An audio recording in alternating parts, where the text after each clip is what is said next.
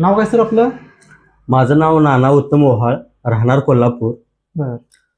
मी doctor टोमके यांच्या क्लिनिकला इकडे भेट दिली. मला बऱ्याच वर्षापासून मुतखड्याचा त्रास होता. 8 mm चा खडा होता. पण मी डॉक्टर टोमके यांच्याकडनं मुतखड्याचं औषध घेतल्यामुळं मला बराच फरक पडला. बराच म्हणजे चांगला फरक पडलेला आहे. त्यांची औषधं आहेत ना, बाकीयांची बरीच रोगावर औषधं आहेत.